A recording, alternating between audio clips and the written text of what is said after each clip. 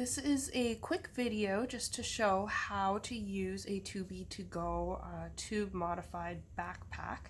I had a customer ask if I could send some pictures to show how to use the backpack that she ordered, and I thought a video might actually be a quicker way to demonstrate that. This particular backpack is for my son Magnus. He takes this to daycare. It's modified specifically for an infinity pump, which fits in the front pocket of the backpack because it's so small, and that's why there's a hole in the front to allow the feeding cartridge through. For the Kangaroo Joey modified backpacks, you'll see that there's no hole in the front, simply because the Kangaroo Joeys won't fit in the front pocket because the pump itself is too large. So anyways, what you want to do first is get your feed bag ready, which I already have mine ready. You're going to put your formula or your milk or your food into the feed bag. Make sure that you prime it so that there's no air in the tubing. Once that's ready to go, what you do is attach the feed bag into the Velcro portion of the backpack. So there's two ways you can do it. You can attach it through the holes that are in the top.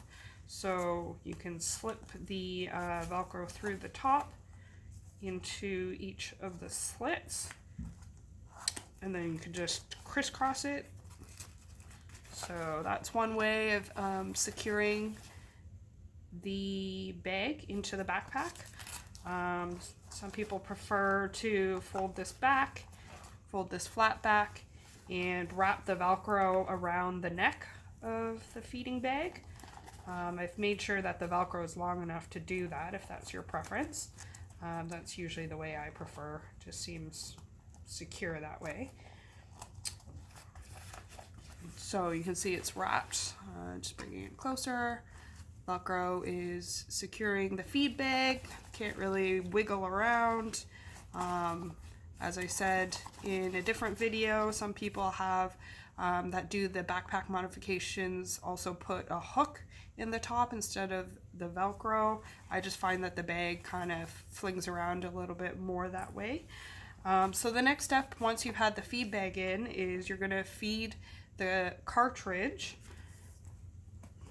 into the hole that you see in the front of the bag. So now that the cartridge is through, you can put it into the infinity feed pump.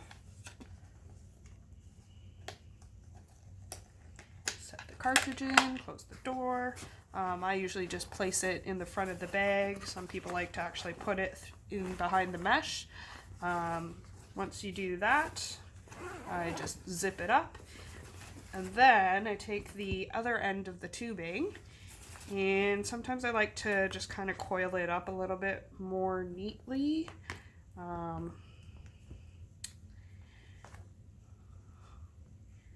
And I'm going to take the end that would plug into the G-tube and feed it out the hole on the side of the backpack. And the rest of the tubing I just leave kind of coiled up in the backpack. That way you can pull out more if you need more. So once you zip everything up, it's pretty much ready to go. This would plug into your kiddo. So they'd either be wearing the backpack, or for my son, we hang it off his wheelchair or his stroller. Alternatively, you can just sit it on the floor, and this eliminates the need for an IV pole. So when you're ready to start the feed, you would just turn on the pump, get it running, close the zippers back up, and everything is contained. I like using this backpack for my son at daycare. He's in an infant room with a lot of curious babies, so it's nice that everything is concealed inside this cute backpack. And we always just make sure that the tubing is kind of close to him when it's plugged in, or that there's a blanket draped over on top so that we don't have other curious babies tugging at loose tubing. And I personally prefer having the tubing kept inside the backpack instead of coiled outside the backpack. But again, that's just personal preference based on your circumstances. So if you have any questions, visit the Tubie2go Facebook page and feel free to message me there. I hope that answers the question.